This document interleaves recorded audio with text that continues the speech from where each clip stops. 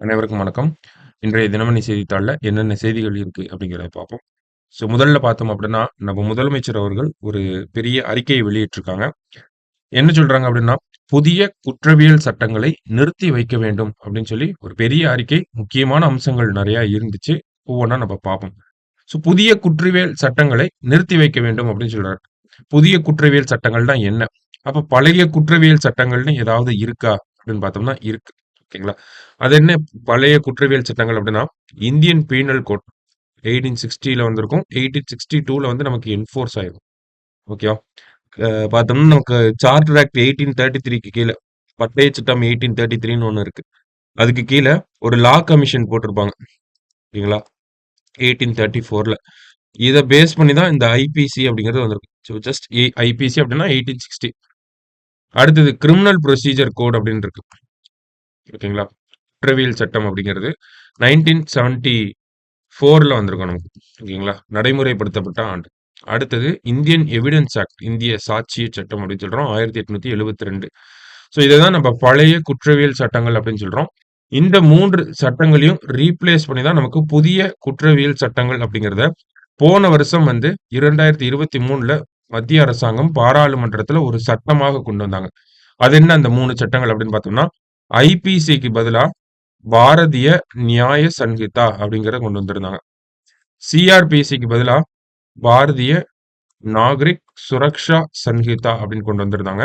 அடுத்தது இந்திய சாட்சிய சட்டம் எவிடன்ஸ் ஆக்டுக்கு பதிலா பாரதிய சாக்ஷிய அதிநியம் அப்படின்னு சொல்லி 3 சட்டங்கள். சமஸ்கிருதம் மற்றும் ஹிந்தி பெயர்கள். அது சமஸ்கிருதமா ஹிந்தியாங்கிறதே ஒரு கன்ஃபியூஷனா தான் இருக்கு. இந்த மாதிரியான பெயர்கள்ல கொண்டு வந்திருக்காங்க. பாரதிய நியாய சன்ஹிதா, பாரதிய நாகரிக் சுரக்ஷா சன்ஹிதா, பாரதிய சாக்ஷிய அதிநியம் அப்படின்னு சொல்லி 3 பேர்ல கொண்டு வந்திருக்காங்க. இந்த குற்றவியல் சட்டங்கள் அப்படிங்கிறத நிறுத்தி வைக்க வேண்டும் அப்படிங்கிறத முதலமைச்சர் சொல்லியிருக்காரு.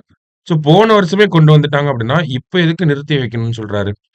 பார்த்தோம்னா, நமக்கு இந்த பாரதிய நியாய சன்ஹிதா, பாரதிய நாகரிக் சுரக்ஷா சன்ஹிதா, பாரதிய சாக்ஷிய அதிநியம் இந்த 3 சட்டமும் எப்போ நடைமுறைக்கு வரப்போகுது அப்படின்னு பார்த்தோம்னா, ஜூலை 1, 2024ல தான் நடைமுறைக்கு வரப்போகுது. நடைமுறைப்படுத்தக்கூடிய டேட் பார்த்தோம்னா, இந்த டேட்ல இருந்து தான் என்ஃபோர்ஸ் ஆகப்போகுது. ஓகேங்களா? இந்த சட்டத்த போன வருஷம் போட்டிருப்பாங்க. ஒரு 6 மாசத்துக்கிட்ட டைம் குடுத்திருப்பாங்க. எதுக்குன்னா, போலீஸ், அ லா என்ஃபோர்ஸ்மென்ட் ஏஜென்சிஸ், கோர்ட் இவங்கலாம் வந்து இந்த புது ஆக்ட்க்கு, புது சட்டங்களுக்கு வந்து அடாப்ட் ஆவறதுக்கான டைம வந்து நமக்கு குடுத்திருப்பாங்க. ஸோ 3 சட்டங்கள் ஜூலை 1, 2024. ஸோ போன வருஷமே போடப்பட்ட சட்டம் தான். டைம் குடுத்தாங்க. இப்ப வந்து நடைமுறைப்படுத்த போறோம். இப்ப நம்ம முதலமைச்சர் அவர்கள் ஒரு முக்கியமான கருத்துக்கள வந்து தெரிவிச்சிருக்காரு. என்ன சொல்றாரு அப்படிங்கிறத நம்ம பார்ப்போம். ஓகேங்களா? குற்றவியல் தொடர்பான 3 புதிய சட்டங்களை நடைமுறைப்படுத்துவதற்கு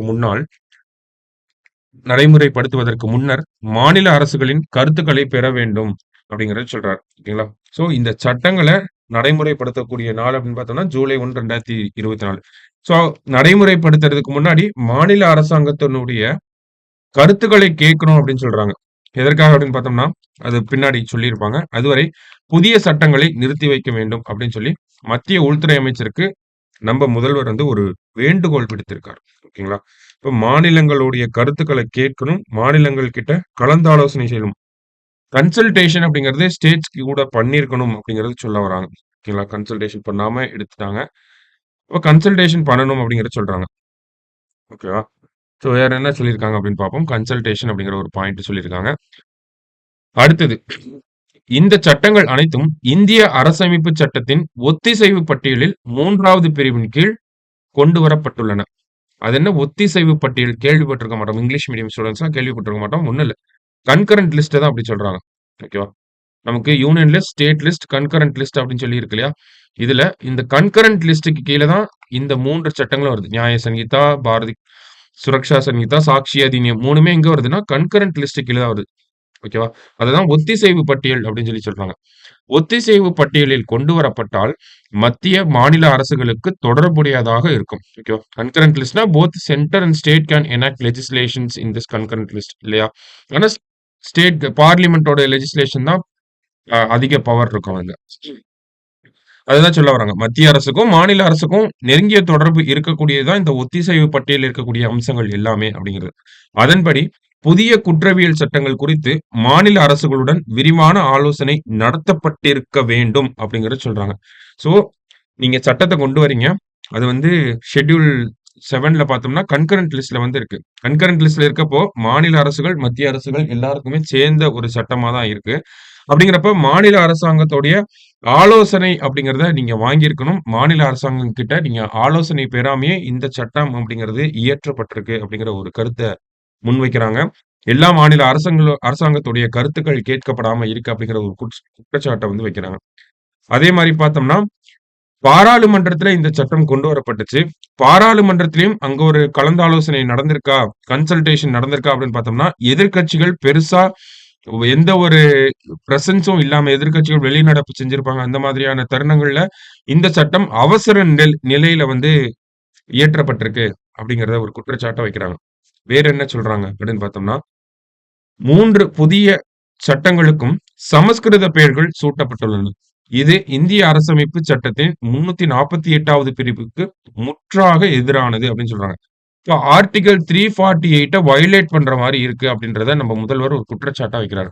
இப்ப ஆர்டிகிள் 348ல என்ன சொல்றாங்க அப்படின்னு பார்த்தோம்னா, ஒரு பார்லிமென்ட்ல ஒரு சட்டம் கொண்டு வராங்க அப்படிங்கிறப்போ, பார்லிமென்ட்ல ஒரு சட்டமோ, ஒரு பில்லோ, ஒரு அமெண்ட்மென்ட்டோ ஏதாவது பண்றாங்க அப்படின்னா, சரிங்களா? ஒரு பில்லு, ஆக்ட், அமெண்ட்மென்ட் எது பண்ணாலுமே, அது எல்லாமே இங்கிலீஷ் லாங்குவேஜ்ல தான் இருக்கணும் அப்படிங்கிறது தான் ஆர்டிகிள் 348 நமக்கு சொல்லுது. ஓகேவா? ஸோ புதுசா ஒரு சட்டம் கொண்டு வராங்க அப்படின்னா, அதனுடைய பெயர்கள், அதுல இருக்கக்கூடிய அம்சங்கள் எல்லாமே நமக்கு ஆங்கிலத்துல தான் இருக்கணும் அப்படிங்கிறது சொல்றாங்க. ஓகேவா? அதுதான் ஆர்டிகிள் 348 சொல்லுது. அப்ப நம்ம முதல்வர் வைக்கக்கூடிய குற்றச்சாட்டு அப்படிங்கிறது சரியான ஒரு குற்றச்சாட்டா தான் இருக்கு. 3 புதிய சட்டங்களும் சமஸ்கிருத பெயர்கள் சூட்டப்பட்டுள்ளன. இது இந்திய அரசியலமைப்பு சட்டத்தின் 348வது பிரிவுக்கு முற்றாக எதிரானது அப்படின்னு சொல்றாங்க. அப்ப நமக்கு சமஸ்கிருத பெயர்கள் மட்டும் தான் சூட்டப்பட்டிருக்கு. நல்லா புரிஞ்சுக்கணும். அ இந்த 3 பேரு மட்டும் தான் சமஸ்கிருதத்துல இருக்கு. அதுல இருக்கக்கூடிய கன்டென்ட் எல்லாம் பார்த்தோம்னா இங்கிலீஷ்ல தான் இருக்கு. ஓகேவா? அப்ப மத்திய அரசாங்கம் டிஸ்பியூட் பண்ணலாம். நாங்க கன்டென்ட் எல்லாம் இங்கிலீஷ்ல தான் குடுத்திருக்கோம். பேர மட்டும் தான் சமஸ்கிருதத்துல குடுத்திருக்கோம். அப்ப அது ஆர்டிகிள் 348 வயலேட் பண்ணல அப்படிங்கிறத கூட சொல்லலாம். அது நீதிமன்றத்துக்கு உண்டானது. ஓகேவா? சோ ஆர்டிகிள் 348னா என்ன சொல்றாங்க அப்படிங்கிறத நம்ம தெரிஞ்சுக்கிறோம். எக்ஸாம் பாயிண்ட் ஆஃப் வியூல. அடுத்தது இப்போ புதிய குற்றவியல் நடைமுறை சட்டங்கள நடைமுறைப்படுத்துறதுல என்ன மாதிரியான சிக்கல்கள் இருக்கு அப்படிங்கிறத நமக்கு மெயின்ஸ் பாயிண்ட் ஆஃப் வியூல ஒரு கேள்வி கேட்டாங்கன்னா, அதுக்கு இந்த மாதிரியான ஒரு ஆன்ஸர நம்மளால குடுக்க முடியும். புதிய சட்டங்கள் தொடர்பாக கல்வி நிறுவனங்களுடன் ஆலோசிக்கவும், சட்டக்கல்லூரி மாணவர்களுக்கான பாடத்திட்டத்தை புதிய சட்டங்களுக்கு ஏற்றாற் போன்று மாற்றியமைக்கவும் போதிய கால அவகாசம் தேவைப்படுகிறது.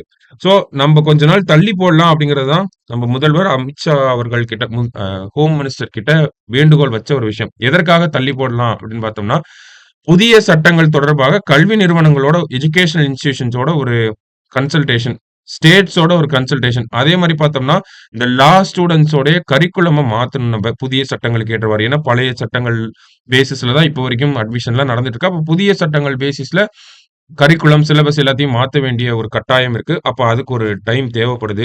அதுக்கேத்த மாரி சிலபஸ வடிவமைக்கணும், புக் போடணும். இந்த மாதிரியான விஷயங்கள்லாம் இருக்கு. ஓகேவா? அடுத்தது பார்த்தோம்னா, புதிய சட்டங்களை அமல்படுத்தக்கூடிய அமைப்புகளாக நீதி, காவல், சிறை, குற்றச்சாட்டு மீதான விசாரணை மற்றும் தடவியல் துறைகள் உள்ளன. சோ, புதிய சட்டங்கள பேஸ் பண்ணி இயங்கக்கூடிய லா என்ஃபோர்ஸ்மென்ட் பாடிஸ் யாரெல்லாம் அப்படின்னு பார்த்தோம்னா, அத தான் குடுத்திருக்காங்க. நமக்கு கோர்ட்டு, போலீஸ், பிரிசன்ஸ், அ இன்வெஸ்டிகேஷன், அடுத்தது ஃபாரன்சிக்ஸ் இவங்கலாம் பார்த்தோம்னா, இந்த புதிய சட்டங்களுக்கு வந்து நல்லா ட்ரெயின் ஆகணும் அப்படிங்கிற ஒரு கோரிக்கையும் வைக்கிறாங்க. ஓகேங்களா? ஸோ அவங்க ட்ரெயின் ஆகணும். அதே மாரி இன்ஃப்ராஸ்ட்ரக்சர் அதுக்கேத்த மாரி ட்ரெயின் பண்ணணும்.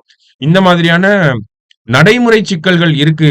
இம்ப்ளிமென்டேஷன் டிஃபிகல்டீஸ் அப்படிங்கிறது இருக்கு. அப்போ அ மத்திய அரசாங்கம் குடுத்த இந்த 6 டூ 8 மாசம் டைம் பீரியட் அப்படிங்கிறது போதுமான கால அவகாசமா இருக்காது. அப்படிங்கிறத நம்ம முதல்வர் குற்றச்சாட்டா வைக்கிறாங்க. கடைசியா பார்த்தோம்னா, மேலும் புதிய சட்டங்களை அமல்படுத்தும்போது, இப்போது இருக்கும் நடைமுறைகளை மாற்றியமைக்க வேண்டிய தேவை ஏற்படும். இதற்காக தொடர்புடைய அமைப்புகளுடன் விரிவான ஆலோசனை நடத்த வேண்டும். அவசர காலத்தில் அதை செய்ய முடியாது. அதேதான் சொல்றாங்க. புதுசா ஒரு ப்ரொசீஜர கொண்டு வரோம் அப்படின்னா, அது மக்களுக்கு புரிய வைக்கிறதுமே பெரிய கஷ்டமா தான் இருக்கு. ஓகேங்களா?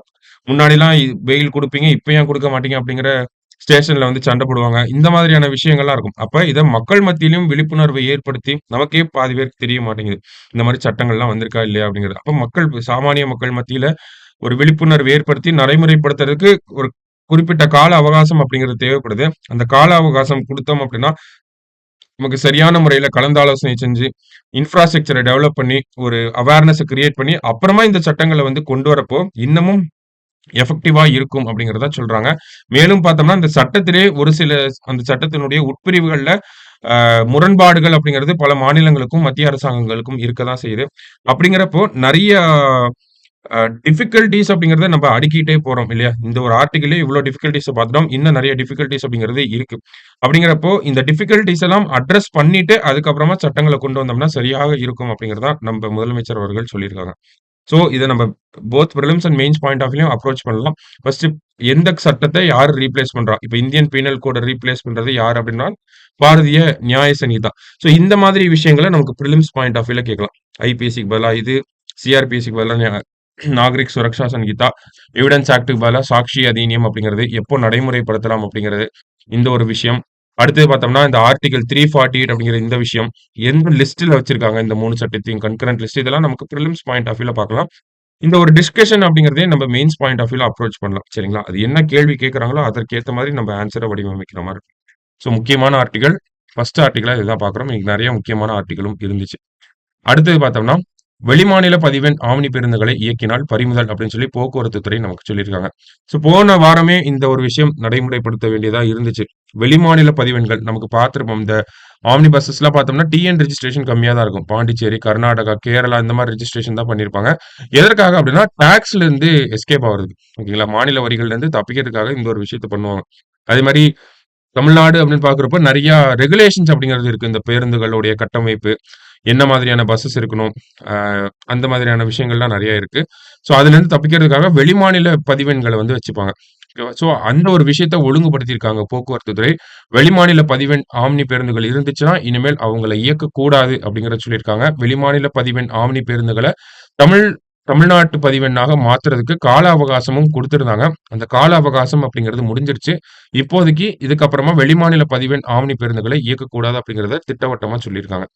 அகில இந்திய சுற்றுலா அனுமதிச் சீட்டு ஏஐடிபி பெற்ற வெளிமாநில பதிவெண் கொண்ட ஆம்னி பேருந்துகள் தமிழகத்தில் பயணிகள் பேருந்துகள் போல் செயல்படுவதால் அரசுக்கு வருவாய் இழப்பு ஏற்படுகிறது. அதாவது ஆல் இந்தியா டூரிஸ்ட் பெர்மிட் அப்படிங்கிற அந்த டேகுக்கு கீழ வெளிமாநில பேர் I mean all India tourist permit அப்படிங்கிற இந்த டேகுக்கு கீழ டூரிஸ்ட் பஸ்ஸா இல்லாம பயணிகள் பேருந்தாக ஓகேங்களா? நம்ம சென்னை டூ கோயம்புத்தூர் போறது இந்த மாதிரியான பஸ்ஸா அவங்கள இயக்கிட்டு இருக்காங்க. அதனால அரசுக்கு ரெவென்யூ லாஸ் அப்படிங்கிறது இருக்கு. அதனால இந்த வெளிமாநில பதிவெண் கொண்ட பேருந்துகள வந்து இயக்கக்கூடாது அப்படிங்கிறத சொல்லியிருக்காங்க. கிட்டத்தட்ட பார்த்தோம்னா, இந்த வெளிமாநில பதிவெண் கொண்ட பேருந்துகள்னால நமக்கு ஒரு 35,00,00,000 ஏறக்குறைய பார்த்தோம்னா, ஒரு வருவாய் இழப்பு அரசாங்கத்துக்கு ஏற்படுது. ஸோ அத வந்து ஈடுகட்டணும் அப்படிங்கிறதுக்காக தான் இந்த ஒரு விஷயத்த பண்ணியிருக்காங்க. சரியா? ஸோ இதுதான் நம்ம 2வது செய்தியா பார்க்குறோம். அடுத்தது பார்த்தோம்னா, பாலியல் குற்றங்களால் பாதிக்கப்பட்ட குழந்தைகளுக்கு உதவ தனி இணையதளம்.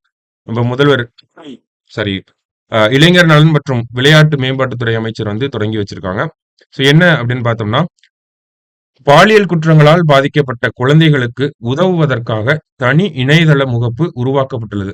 பாலியல் குற்றங்களால் ஸோ இந்த மாதிரியான குற்றங்களால் பாதிக்கப்பட்ட குழந்தைகளுக்கு உதவுவதற்காக என்ன போர்ட்டல் அப்படின்னு பார்த்தோம்னா, POCSO portal dot TN dot government dot இன் அப்படின்னு சொல்லி கொண்டு வந்திருக்காங்க. ஓகேவா? ஸோ நமக்கு சைல்டு ரிலேட்டடா ஏதாவது கொஸ்டின் கேட்கறாங்க. மெயின்ஸ் பாயிண்ட் ஆஃப் வியூல அப்படிங்கிறப்போ, ஸோ இந்த மாதிரியான போர்ட்டல்லாம் தமிழக அரசு கொண்டு வந்து நமக்கு உதவிக்கரம் நீட்டுறாங்க அப்படிங்கிறத நம்ம சொல்லலாம். அதே மாரி பார்த்தோம்னா, கைம்பெண்கள், ஆதரவற்ற பெண்களுக்காகவும் தனியா ஒரு போர்ட்டல் இருக்கு. அது என்ன அப்படின்னு பார்த்தோம்னா, TN widow welfare board dot TN dot government dot in. So இந்த மாதிரியான இணையதளத்தில பதிவு செஞ்சு, ஆதரவற்ற பெண்கள் அரசாங்கத்தினுடைய நலத்திட்டங்கள வந்து வாங்கிக்கலாம் அப்படிங்கிறது தான் இந்த ஒரு செய்தியில நமக்கு குடுத்திருந்தாங்க. சரிங்களா? ஜஸ்ட் பேசிக்கா 2 போர்ட்டல் இருக்கு. என்ன போர்ட்டல் அப்படிங்கிறத தெரிஞ்சு வச்சுக்கணும். அவ்வளோதான். சரியா? ஸோ அடுத்த செய்தியில பார்த்தோம்னா நமக்கு என்ன குடுத்திருந்தாங்க அப்படின்னா, ஜிசாட்-என் திட்டம் அப்படின்னு சொல்லி குடுத்திருக்காங்க. ஸோ ஒரு சேட்டலைட் லான்ச் ஜிசாட்-என் அப்படிங்கிறது. இது என்ன ஜிசாட்ன்னு என்ன சொல்ல வராங்க அப்படிங்கிறத பார்ப்போம். ஓகேங்களா? விண்ணில் விரைவில் செலுத்தப்படவுள்ள இந்தியாவின் ஜிசாட்-என் 2 தகவல் தொடர்பு செயற்கைக்கோள் மூலம் வினாடிக்கு 48 ஜிபி வேகத்தில் இணைய சேவையை வழங்க முடியும் என இஸ்ரோ தெரிவித்துள்ளது. ஸோ ஜிசாட் என் அப்படிங்கிறத வெரி சூனர் லான்ச் பண்ண போறாங்க. சரிங்களா? ஸோ இந்த சேட்டலைட்ட லான்ச் பண்ணிட்டோம் அப்படின்னா, இந்தியாவுல பெர் செகண்டுக்கு 48 ஜிபி பெர் செகண்ட் அப்படிங்கிற ஸ்பீட்ல இன்டர்நெட் ஃபெசிலிட்டீஸ வழங்க முடியும் அப்படிங்கிறத இஸ்ரோ தரப்புல இருந்து சொல்லியிருக்காங்க. இப்ப ஜிசாட் என் 2 அப்படிங்கிறத சொல்லியிருக்கோம். இதுதான் சேட்டலைட் பேரு. இப்ப யாரு லான்ச் பண்ண போறாங்க அப்படின்னு பார்த்தோம்னா, நம்ம நியூ ஸ்பேஸ் இந்தியா லிமிடெட் அப்படின்னு சொல்லி இஸ்ரோவோட ஒரு ஆர்ம் இருக்கு. ஓகேங்களா? இஸ்ரோவோட ஒரு பிரிவு நியூ ஸ்பேஸ் இந்தியா லிமிடெட். அவங்க ஈலான் மஸ்கோட ஸ்பேஸ் எக்ஸோட ஒரு அக்ரீமெண்ட் சைன் பண்ணியிருக்காங்க. இந்த அக்ரீமெண்டோட பேசிஸ்ல பார்த்தோம்னா, இந்த ஜிசாட் என் 2 அப்படிங்கிறத ஃபால்கான் 9 அப்படிங்கிற ராக்கெட்ல இருந்து அனுப்ப போறாங்க. அமெரிக்கால வச்சு அனுப்ப போறாங்க. சரிங்களா? ஃபால்கான் 9 அப்படிங்கிற இந்த ராக்கெட்ல வச்சு அனுப்ப போறாங்க. அதுதான் இந்த இடத்துல குடுத்திருக்காங்க. ஸோ இந்தியாவிலேயே பார்த்தோம்னா, பிஎஸ்எல்வி, ஜிஎஸ்எல்வி, எல்விஎம் 3 இந்த மாரி நெறைய ராக்கெட் வந்து நம்ம வச்சிருக்கோம். இதெல்லாம் விட்டுட்டு எதுக்கு அமெரிக்கா கூட போய் டீம் சேரணும் அப்படின்னு பார்த்தோம்னா, இந்தியாவோட அதுக்கு முக்கியமான காரணம் இந்த ஜிசாட் என் 2 அப்படிங்கிற இந்த சேட்டலைட். இதோட இதுக்கு முன்னாடி இது என்னன்னு சொல்லுவாங்கன்னா, ஜிசாட் 20 அப்படின்னு சொல்லிட்டு இருந்தாங்க. இப்ப ஜிசாட் என் 2 அப்படின்னு சொல்ல ஆரம்பிச்சிருக்காங்க. ஓகேவா? இந்த ஜிசாட் என் 2 அந்த சேட்டலைட்ட பொறுத்தவரைக்கும் பார்த்தோம்னா, இதனுடைய எடை அப்படிங்கிறது 4700 கிலோவா இருக்கு. இந்தியாவோட கெப்பாசிட்டி பார்த்தோம்னா, இந்தியாவோட அட்வான்ஸ்டு வெஹிக்கிள் அப்படின்னு பார்த்தோம்னா, இந்த எல்விஎம் 3 அப்படிங்கிறது தான் அட்வான்ஸ்டு வெஹிக்கிள். இதனுடைய கெப்பாசிட்டி அப்படின்னு பார்த்தோம்னா 4000 கிலோ தான். இப்ப 4000 கிலோவுக்கு மேல இருக்கனால தான் நம்ம ஃபால்கான் 9ஓட சேர்ந்து இந்த ஒரு ராக்கெட்ட அனுப்ப போறோம். ஐ மீன் இந்த ஒரு சேட்டலைட்ட அனுப்ப போறோம். இந்த சேட்டலைட் அனுப்பிட்டோம் அப்படின்னா 48 ஜிபி பெர் செகண்டுக்கு ஸ்பீட்ல நமக்கு இன்டர்நெட் ஃபெசிலிட்டீஸ் அப்படிங்கிறது வர்றதுக்கு வாய்ப்புகள் இருக்கு அப்படிங்கிறது சொல்லியிருக்காங்க. அதே மாரி இந்த சேட்டலைட்டோட லைஃப் டைம் அப்படிங்கிறது பார்த்தோம்னா 14 இயர்ஸ் அப்படின்னு சொல்லி குடுத்திருக்காங்க. ஓகேவா? ஒவ்வொரு சேட்டலைட் அதனுடைய லைஃப் டைம் அப்படிங்கிறது நமக்கு முக்கியம். எத்தன ஆண்டுகள் செயல்பட போகுது அப்படிங்கிறது. ஸோ இந்த சேட்டலைட்ட பொறுத்தவரைக்கும் 14 ஆண்டுகள் வந்து செயல்பட போகுது. சரிங்களா? ஸோ அடுத்த கட்ட செய்திகளுக்கு போலாம். ஸோ இந்த செய்தியில பார்த்தோம்னா, சாரி இங்க திருக்குறள் குடுத்திருக்காங்க. "ஓர்ந்து கண்ணோடாது இறைபுரிந்து யார்மாட்டும் தேர்ந்து செய்வதே முறை" அப்படின்னு சொல்றாங்க. "ஓர்ந்து கண்ணோடாது இறைபுரிந்து யார்மாட்டும் தேர்ந்து செய்வதே முறை. யாரிடத்திலும் குற்றம் இன்னதென்று ஆராய்ந்து கண்ணோட்டம் செய்யாமல் நடுவு நிலைமை பொருத்தி செய்யத்தக்கதை ஆராய்ந்து செய்வதே நீதிமுறையாகும்" அப்படின்னு சொல்லி வள்ளுவர் சொல்றாங்க. அதாவது ஒரு விசாரணை பண்றோம் அப்படின்னா, நடுவு நிலைமை பொருந்தி இருக்கணும் அப்படிங்கிறத சொல்றாங்க. ஓகேங்களா? குற்றம் என்ன அப்படிங்கிறத ஃபர்ஸ்ட் ஆராயணும்.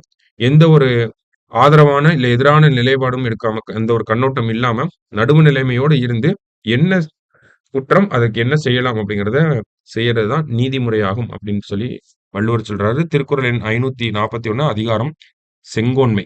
ஓகேவா? அரசன் எப்படி இருக்கணும் அப்படிங்கிறத பத்தி சொல்றது. அடுத்தது, பள்ளிகளின் பெயர்களில் சாதி அடையாளம் கூடாது அப்படின்னு சொல்லி ஒரு தலைப்பு குடுத்திருக்காங்க. முக்கியமான ஒரு ஆர்டிக்கிள் இந்த நியூஸ் பேப்பர்ல பார்த்தோம்னா, இந்த ஆர்டிக்கிள் ரொம்ப முக்கியமா இருக்கு. என்ன அப்படின்னு பார்த்தோம்னா, நமக்கு சென்ற வருடம் ஆகஸ்ட் மாதம் பார்த்தோம்னா, திருநெல்வேலி நாங்குநேரி பகுதியில பள்ளி மாணவர்களுக்கிடையே பார்த்தோம்னா, ஒரு ஒரு ஜாதிய மோதல் அப்படிங்கிறது கேள்விப்பட்டிருப்போம். ஓகேங்களா? சண்டை போட்டுக்கிட்டாங்க. ஜாதி அடிப்படையில சண்டை போட்டுக்கிட்டாங்க அப்படின்னு சொல்லி, தமிழகத்துல பெரும் பரபரப்ப உருவாக்குன ஒரு நிகழ்வு அது. அந்த நிகழ்வுக்கு பின்னாடி அடுத்த அரசாங்கம் என்ன பண்ணாங்க அப்படின்னு பார்த்தோம்னா, தமிழகத்தில் பள்ளி, கல்லூரி மாணவர்களிடம் சாதி, இன உணர்வுகளால் உருவாகும் வன்முறைகளை தவிர்க்கவும், நல்லிணக்கம் ஏற்படுவதற்கான வழிமுறைகளை வகுக்கவும், ஓய்வு பெற்ற நீதிபதி கே. சந்துரு தலைமையில் ஒரு நபர் குழு தமிழக அரசால் கடந்த ஆண்டு அமைக்கப்பட்டது. ஸோ ஒரு பள்ளிக்கூடத்துல ஜாதிய வன்முறை அப்படிங்கிறத நம்ம பார்த்தோம். பள்ளிக்கூடங்கள்ல ஜாதிய வன்முறை இருக்கக்கூடாது. ஜாதி அப்படிங்கிறது பள்ளிகள்ல இருக்கக்கூடாது. மாணவர்கள் மத்தியில ஒரு நல்லிணக்கம் ஏற்படணும். அ ஒரு பீஸ்ஃபுல் கோஎக்ஸிஸ்டன்ஸ் அப்படிங்கிறது தான் சொல்ல வரோம். ஓகேங்களா? அந்த மாதிரி தான் மாணவர்களும் இருக்கணும் அப்படிங்கிறத உறுதிப்படுத்தணும் அப்படிங்கிறதுக்காக, அதற்கு என்ன செய்யலாம் அப்படிங்கிறதுக்காக, தமிழக அரசாங்கம் ஓய்வு பெற்ற நீதிபதி கே. சந்துரு அவர்கள் தலைமையில ஒரு நபர் குழு, ஒன் மேன் கமிட்டி அப்படின்னு நம்ம சொல்றோம். ஓகேவா? இந்த குழுவ அமைச்சிருந்தாங்க. அந்த குழு அவங்களுடைய பரிந்துரைய வந்து குடுத்திருக்காங்க. பரிந்துரைகள் ஒவ்வொன்னுமே முக்கியமாக தான் இருந்துச்சு. என்ன பரிந்துரைகள் அப்படிங்கிறத பார்த்துருவோம். ஓகேங்களா? பரிந்துரைகள்ல ஃபர்ஸ்ட் பார்த்தோம் அப்படின்னா, ஃபர்ஸ்ட் பாடத்திட்டத்துல ஒரு சேஞ்சஸ கொண்டு வரணும் அப்படின்னு சொல்றாங்க. ஸ்கூல் சிலபஸ்ல என்ன கொண்டு வரணும் அப்படின்னா, நமக்கு சமூக நீதி, சமத்துவம், ஜாதி அடிப்படையிலான பாகுபாடு இல்லாத தலைப்புகளை சேர்க்கணும் அப்படிங்கிறத சொல்றாங்க. ஓகேங்களா? அடுத்தது அடுத்தது பார்த்தோம்னா, அனைத்து பள்ளி, கல்லூரிகளின் வகுப்பறைகளிலும் மாணவர்களின் இருக்கை அகரவரிசைப்படி இருக்க வேண்டும் அப்படின்னு சொல்றாங்க. அது எதற்காக அகரவரிசைப்படி இருக்கணும்? பள்ளிக்கூடம் இருக்கு, கல்லூரிகள் இருக்கு. அங்க நம்மள எல்லாம் ஹைட் ஆர்டர் வைஸ் உட்கார வச்சிருந்திருப்பாங்க. இல்லாட்டி காலேஜஸ்ல பார்த்தோம்னா, நம்ப 4 பேர் ஒரு டீமா இருப்போம். நம்ப 4 பேர் ஒரு பெஞ்ச்ல உட்கார்ந்திருப்போம். ஓகேங்களா? அது அந்த மாரி இல்லாம, அகரவரிசைப்படி இருக்க வேண்டும் அப்படின்னு சொல்றாங்க. ஏன் அப்படின்னு பார்த்தோம்னா, அ ஸ்கூல்லயும் சரி, ஏன் காலேஜஸ்ல இப்பயுமே சரி, ஒவ்வொரு ஜாதிய சேர்ந்தவங்க ஒரு குரூப்பா இருக்கிறத நம்மனால பார்க்க முடியும். ஓகேங்களா? அது கிளாஸா இருந்தாலும் சரி, ஸ்கூலுக்குள்ள இருந்தாலும் சரி, இல்ல காலேஜஸ்ல ஒரு கிளாஸா இருந்தாலும் சரி, இல்ல ஒரு டிபார்ட்மென்ட்டா இருந்தாலும் சரி, எல்லா இடங்கள்லயும் பார்த்தோம்னா, ஒரு சில கல்லூரிகள், ஒரு சில பள்ளிகள்ல வந்து அந்த நடைமுறை இருக்க தான் செய்யுது. அந்த ஜாதிய சேர்ந்தவங்க ஒண்ணா இருப்பாங்க. அந்த ரிலிஜியன சேர்ந்தவங்க ஒண்ணா இருப்பாங்க. அந்த மாதிரியான நடைமுறைகள் இருக்க தான் செய்யுது. அப்படி இருக்கக்கூடாது அப்படிங்கிறதுக்காக தான். இப்ப நம்ம அட்டெண்டன்ஸ் ஆர்டர்ல உட்கார்றோம்னா, ஒவ்வொருத்தரும் ஒவ்வொரு ஜாதிய சேர்ந்தவங்களா இருப்பாங்க. இப்போ ஒரு அ சகிப்புத்தன்மை அப்படிங்கிறது மாணவர்கள் மத்தியிலயும் சின்ன வயசுலேருந்தே வரணும் அப்படிங்கிறதுக்காக தான் இந்த ஒரு விஷயத்த சொல்லியிருக்காங்க. ஓகேவா?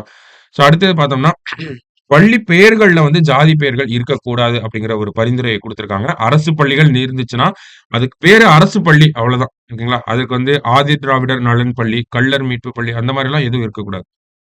பள்ளிகள் அரசு பள்ளிகள் அப்படின்னா, அரசு பள்ளிகள் அவ்வளோதான். ஓகேங்களா? ஜாதி பெயர்கள பள்ளிகள்ல வைக்கக்கூடாது அப்படிங்கிறத சொல்லியிருக்காங்க. அதே மாரி பார்த்தோம்னா, உயர்நிலை, மேல்நிலை பள்ளி ஆசிரியர்களை அவ்வப்போது இடமாற்றம் செய்ய வேண்டும். ஓகேங்களா? ஸ்கூல் டீச்சர்ஸ அப்பப்ப அ ட்ரான்ஸ்ஃபர் பண்ணணும் அப்படின்னு சொல்றாங்க. அதே மாரி பார்த்தோம்னா, ஒரு மாவட்டம் இருந்துச்சுன்னா, அந்த மாவட்டத்தில இருக்கக்கூடிய முக்கிய கல்வி அதிகாரிகள் யாரெல்லாம் அப்படின்னு பார்த்தோம்னா, வட்டார கல்வி அலுவலர், தலைமை ஆசிரியர் இந்த மாதிரி முக்கிய கல்வி அலுவலர்கள் இருப்பாங்க இல்லையா? அவங்களெல்லாம் ஒரு மாவட்டம் இருக்கு அப்படின்னா, அந்த மாவட்டத்துடைய பெரும்பான்மை ஜாதியைச் சேர்ந்தவங்கள இந்த முக்கிய கல்வி அலுவலர்களாக நியமிக்கக் கூடாது அப்படிங்கிறத சொல்லியிருக்காங்க. ஓகேவா? நல்ல நல்ல பரிந்துரைகள் இருந்துச்சு. ஓகேங்களா? முக்கிய ஜாதிகளைச் சேர்ந்தவங்கள வந்து நியமிக்கக் கூடாது. ஆசிரியர்கள பணி நியமனம் செய்யும்போது, நமக்கு தேர்வு வாரியம், ஆசிரியர் தேர்வு வாரியம் அடிப்படையில அவங்களுக்கு பணி நியமனம் வழங்கப்படுது. அப்படி பணி நியமனம் வழங்கப்படும்போது, சமூக நீதி பிரச்சனைகள் மீதான அவர்களுடைய அணுகுமுறைய வந்து தெரிஞ்ச பிறகு தான் அப்பாயிண்ட் பண்ணணும் அப்படிங்கிறத சொல்றாங்க. ஒரு இஷ்யூ வருதுன்னா, அதுக்கு என்ன மாதிரி ரியாக்ட் பண்ணுவாங்க அப்படிங்கிறதையும் டெஸ்ட் பண்ணணும் அப்படிங்கிறத சொல்றாங்க. ஓகேவா? அதே மாரி பள்ளி வளாகத்துல கைபேசிகள் பயன்படுத்துவத முற்றிலும் தவிர்க்க வேண்டும் அப்படிங்கிறத சொல்லியிருக்காங்க. 6 முதல் 12ஆம் வகுப்பு வரை இருக்கக்கூடிய மாணவர்களுக்கு அறநெறி கற்பித்தல், அதாவது எத்திக்ஸ் அப்படிங்கிறத ஒரு கட்டாய பாடமா மாத்தணும். நமக்குள்ள எத்திக்ஸ் அப்படிங்கிறது ஒரு வாலண்டரி சப்ஜெக்ட்டா தான் இருக்கும். பல ஸ்கூல்ல எடுத்திருப்பாங்க. சில ஸ்கூல்ல ஏனோ தானோன்னு எடுப்பாங்க. அத கட்டாய பாடமாக மாத்தணும் அப்படிங்கிறத சொல்லியிருக்காங்க. அடுத்தது சமூக நீதி மாணவர் மன்றம் அப்படின்னு சொல்றாங்க. 500 மாணவர்களுக்கு மேல் படிக்கும் மேல்நிலை பள்ளிகளில் மாநில அரசு பள்ளி நல அலுவலர் பதவியை உருவாக்க வேண்டும் அப்படின்னு சொல்லியிருக்காங்க. அதாவது 500 மாணவர்களுக்கு மேல் படிக்கும் மேல்நிலை பள்ளிகளில் ஓகேங்களா? ஒரு ஸ்கூல் இருக்கு அப்படின்னா 500 ஸ்டூடண்ட்ஸ்க்கு மேல இருக்காங்க அப்படின்னா, அங்க பள்ளி நல அலுவலர் அப்படிங்கிற ஒரு பதவிய உருவாக்கணும். ஸ்கூல் வெல்ஃபேர் ஆஃபீசர் அப்படின்னு சொல்றோம். ஓகேங்களா? ஸ்கூல் வெல்ஃபேர் ஆஃபீசர் அப்படிங்கிற ஒரு போஸ்ட்ட கிரியேட் பண்ணணும் அப்படிங்கிற ஒரு பரிந்துரைய நமக்கு குடுத்திருக்காங்க. இந்த அலுவலர்கள் தான் என்ன பண்ணணும்? ராகிங், போதைப்பொருள் அச்சுறுத்தல், பாலியல் வன்கொடுமை, சாதிய பாகுபாடு தொடர்பான குற்றங்களை கண்காணித்து உரிய பிரச்சனைகளுக்கு சட்ட விதிகளின்படி தீர்வு காண வேண்டும் அப்படிங்கிறத சொல்றாங்க. அப்ப ஸ்கூல் வெல்ஃபேர் ஆஃபீசர் அப்படிங்கிற ஒரு போஸ்டிங்க உருவாக்கணும். 500 மாணவர்களுக்கு மேல இருக்கக்கூடிய பள்ளிகள்ல. அவங்க என்ன பண்ணணும் அப்படின்னா, இந்த மாதிரியான சமூக பிரச்சனைகள் எல்லாத்தையும் ஸ்கூல்ல ஏற்படக்கூடிய சமூக பிரச்சனைகள் நமக்கு இந்த போதை பழக்கம், ராகிங் பண்றது, பாலியல் வன்கொடுமை, செக்சுவல் டார்ச்சர்ஸ் இதெல்லாம் வந்து அவங்க தான் வந்து விசாரிச்சு அதற்கு உண்டான நடவடிக்கைகள எடுக்கணும் அப்படின்னு சொல்றாங்க. அதே மாரி பள்ளிகள்ல மாணவர் மனசு அப்படின்னு சொல்லி ஒரு புகார் பெட்டி வச்சிருப்பாங்க. சோ அத விசாரிக்கக்கூடிய ஆபிசராவும் அவரு தான் இருக்கணும் அப்படிங்கிறத சொல்லியிருக்காங்க. ஓகேங்களா? கடைசியா சமூக நீதி மாணவர் மன்றத்தை அமைக்க வேண்டும். நமக்கு பள்ளி நல அலுவலர் அப்படிங்கிறத பார்த்தோம். அதே மாரி முக்கியமான ஒரு சஜஷன் என்ன அப்படின்னு பார்த்தோம்னா, ரெக்கமெண்டேஷன் என்ன அப்படின்னு பார்த்தோம்னா, சமூக நீதி மாணவர் மன்றம் அப்படின்னு சொல்றாங்க. இதுல எல்லா சமூகத்தைச் சேர்ந்த மாணவர்களும் அதுல ஒரு அங்கமாக இருக்கணும். ஒரு பார்ட்டா இருக்கணும் அப்படிங்கிறத சொல்லியிருக்காங்க. ஓகேங்களா? கடைசியா பார்த்தோம் அப்படின்னா, அ மாணவர் சங்க தேர்தல் அவசியம் அப்படின்னு சொல்லி குடுத்திருக்காங்க. அதாவது அ என்ன சொல்ல வராங்க அப்படின்னு பார்த்தோம்னா, கல்லூரிகள்லயும் சரி, பள்ளிகள்லயும் சரி, மாணவர்கள் வந்து அந்த தேர்தல் நடைமுறைகள் அதெல்லாம் தெரிஞ்சுக்கணும். மாணவர் சங்க தேர்தல் அப்படிங்கிறது நடக்கணும். அப்படிங்கிற ஒரு பரிந்துரையும் குடுத்திருக்காங்க. அதே மாரி இன்னொரு முக்கியமான விஷயம் என்ன சொல்லியிருக்காங்க அப்படின்னா, மாணவர்கள் கைகளில் வண்ணக் கயிறுகள், மோதிரங்கள் அணிவதையும், நெற்றியில் திலகம் இடுவதையும் தடை செய்ய வேண்டும். ஜாதியை குறிக்கும் வகையில் வண்ணம் பூசப்பட்ட சைக்கிள்களில் வருவதையும், ஜாதி தொடர்பான உணர்வுகளை வெளிப்படுத்துவதையும் தவிர்க்க வேண்டும் அப்படிங்கிறது ரொம்ப ரொம்ப முக்கியமான ஒரு விஷயம். ஓகேங்களா? நெறைய பகுதிகள்ல கைகள்ல கயிறுகள கட்டிப்பாங்க. அவங்க ஜாதி வண்ணங்கள பூசி. ஓகேங்களா? சோ அந்த மாதிரியான நடைமுறைகள தவிர்க்கணும். ஜாதி திருநீர் வைக்கிறது, சந்தனம் வைக்கிறது வேற. ஓகேங்களா? அவங்கவங்க ஜாதி சார்ந்து திலகம் நெத்தியில பொட்டு வைக்கிறது அப்படிங்கிற ஒரு விஷயத்த வந்து தவிர்க்கணும் அப்படின்னு சொல்லியிருக்காங்க. ஜாதிய வெளிப்படுத்துற மாதிரியான விஷயங்கள பள்ளிகளுக்குள்ள அனுமதிக்கவே கூடாது அப்படிங்கிறத சொல்லியிருக்காங்க. அதுக்காக தான் இந்த சைக்கிள்ல கலர் கலரா அடிச்சுட்டு வர்றது, இதெல்லாம் வந்து தடை பண்ணணும் அப்படிங்கிறத சொல்லியிருக்காங்க. ரொம்ப ரொம்ப முக்கியமான பரிந்துரைகள். பள்ளிகள் அப்படிங்கிறது அ நமக்கு வந்து சமூக நீதிய பள்ளிகள்ல நடைமுறைப்படுத்த இந்த பரிந்துரைகள் ரொம்ப பயனுள்ளதாக இருக்கும். ஓகேங்களா? சோ அப்ப நம்ம எக்ஸாம் பாயிண்ட் ஆஃப் வியூல இத எப்படி பார்க்கலாம்? எப்படி அப்ரோச் பண்ணலாம் இந்த ஒரு ஆர்டிகிள அப்படின்னு பார்த்தோம்னா, நமக்கு ஃபர்ஸ்ட்டு இந்த ஸ்கூல்ல இந்த கேஸ்ட் வயலன்ஸ் அப்படிங்கிறத தடை பண்றதுக்காக என்ன கமிட்டி போட்டாங்க? யார் தலைமையில கமிட்டி போட்டாங்க? எத்தன பேர் இருந்தாங்க கமிட்டில அப்படின்னு பார்த்தோம்னா, சந்திரு அவர்கள் தலைமையில ஒரு கமிட்டி, ஒன் மேன் கமிஷனா வந்து இருந்தாங்க. ஓகேங்களா? அப்புறமா இந்த பரிந்துரைகள வந்து நம்ம மெயின்ஸ் பாயிண்ட் ஆஃப் வியூல அப்ரோச் பண்ணணும். அப்படியே நோட் பண்ணி வச்சுக்கங்க. என்ன மாதிரியான பரிந்துரைகள சந்துரு ஆணையம் வந்து வழங்குச்சு அப்படிங்கிறத கேட்கலாம். டைரக்ட்டாவே கேட்கலாம். கேட்டாங்க அப்படின்னா, ஈஸியா ஆன்சர் பண்ணிட்டு போயிரலாம். ஓகேங்களா? சோ இதுதான் இந்த ஒரு ஆர்டிகிள்ல நம்ம பார்க்குற முக்கியமான விஷயம். அடுத்தது பார்த்தோம்னா, நமக்கு தாய்லாந்த ஒட்டி ஒரு செய்தி வந்திருக்கு. என்ன அப்படின்னு பார்த்தோம்னா, தாய்லாந்துல சூப்பரா ஒரு விஷயம் பண்ணியிருக்காங்க. தாய்லாந்துல ஒரு முக்கிய மசோதா நிறைவேற்றம். என்ன மசோதா அப்படின்னு பார்த்தோம்னா, சமபாலின திருமணத்துக்கு சட்ட அங்கீகாரம் வழங்குவதற்கான முக்கிய மசோதா தாய்லாந்து நாடாளுமன்றத்தில் நிறைவேற்றப்பட்டது. சமபாலின திருமணம், சேம் செக்ஸ் மேரேஜஸ் அப்படின்னு சொல்றோம். ஓகேங்களா? எல்ஜிபிடிக்யூ கம்யூனிட்டி இவங்களெல்லாம் கேள்விப்பட்டிருப்பீங்க. ஓகேங்களா? சோ இவங்களுக்கான இந்த திருமணத்துக்கு சட்ட அங்கீகாரம் வழங்குவதற்கான ஒரு முக்கிய மசோதா. அ அத வந்து தாய்லாந்து நாட்டுல வந்து இயற்றியிருக்காங்க. அந்த நாடுதான் சமபாலின திருமணங்களை சட்டபூர்வமாக்கும் முதல் தெற்காசிய நாடு என்பது குறிப்பிடத்தக்கது. ஃபர்ஸ்ட் சவுத் ஏசியன் நேஷன் அப்படின்னு சொல்றோம். ஓகேங்களா? முதல் தெற்காசிய நாடு இந்த சமபாலின திருமணங்கள சட்டப்பூர்வ அந்தஸ்து குடுக்குறது. அப்ப போன வருஷம் பார்த்தோம்னா, நமக்கு ஐ மீன் இந்தியாவுல ஒரு கேஸ் வந்துச்சு. சேம் செக்ஸ் மேரேஜஸ லீகலைஸ் பண்ணணும் அப்படின்னு சொல்லி. ஓகேங்களா? லீகல் பண்ணணும் அப்படின்னு சொல்லி ஒரு சட்டம் வந்துச்சு. ஐ மீன் சட்டம் வரல. ஒரு வழக்கு போடப்பட்டுச்சு. ஓகேங்களா? சுப்ரீம் கோர்ட் இந்த வழக்குல என்ன ஒரு தீர்ப்பு குடுத்தாங்க அப்படின்னா, இந்த சேம் செக்ஸ் மேரேஜ் அப்படிங்கிறத லீகலைஸ் பண்றதுக்கு எங்க கிட்ட அதிகாரம் கிடையாது. அத பாராளுமன்றம் தான் பண்ணணும். பார்லிமென்ட் தான் பண்ணணும் அப்படின்னு சொல்லிட்டாங்க. சோ பார்லிமென்ட் கையில தான் இப்ப இருக்கு. Ball is in parliament's court அப்படின்னு நம்ம சொல்லலாம். ஓகேங்களா?